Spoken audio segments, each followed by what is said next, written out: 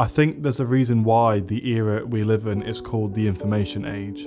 From podcasts to videos to books to articles, for those that want to educate themselves, how can we keep up with this exponentially growing medium? For dummies like me, there is a method you can use which relates to building a second brain. Therefore, this video is about how I built my second brain digitally to store a lot of the content that I find useful and that resonates with me.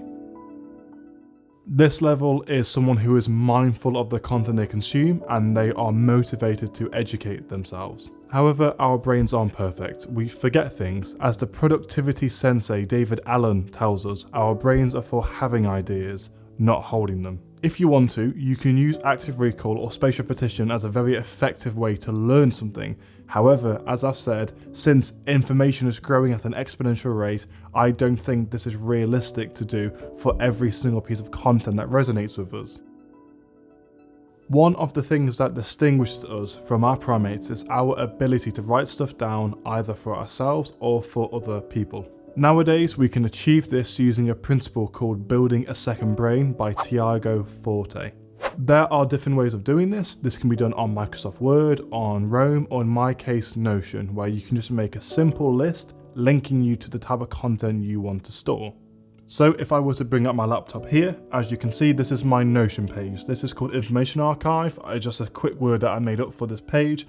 And I have categorized loads of different types of information. So for example, if we type in Neville Ravikant, and this is one of the perks of using Notion because you can tag things which help you categorize it.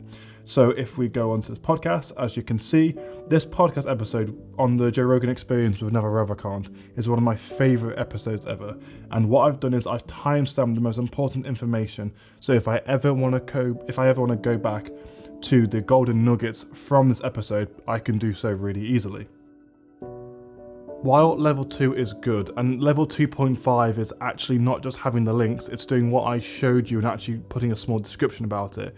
But even if you stay on top of it, it can look a bit cluttered very easily. Secondly, it's important to appreciate that the things you're trying to capture isn't the links to the resources while they are useful, it is the ideas themselves. It is the ideas that these people are saying that resonates with you.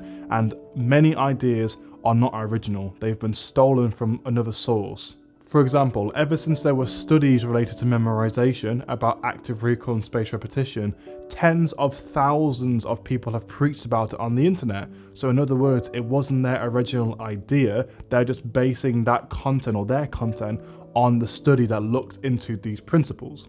Therefore, level 3 is orientating the organization around the content itself rather than the person who said it, but to be fair, I will quote the person usually if I can.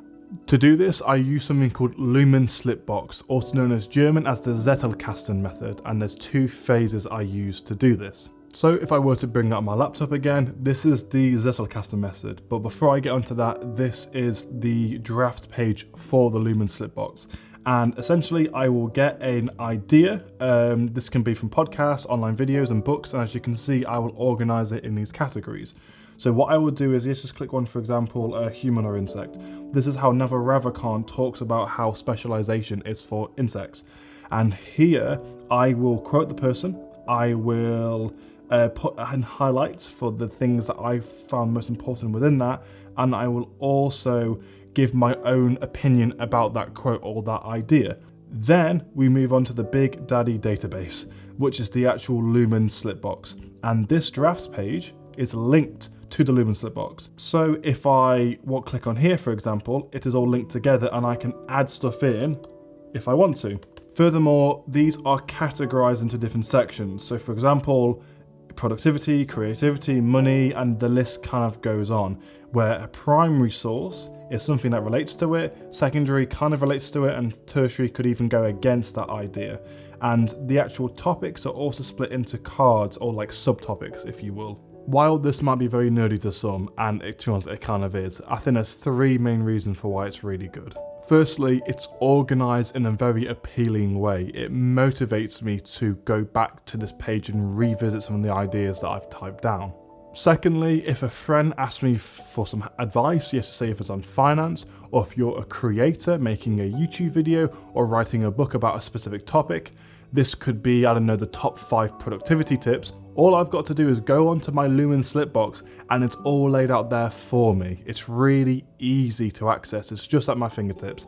I am spending next to no mental energy thinking of the content I want to talk about or mention. Lastly, it also makes it easier to compare and contrast different pieces of information within the same topic to kind of gain a better understanding. If this seems a bit overwhelming, there's reasons why there is layers to this, but I have to give credit where it's due.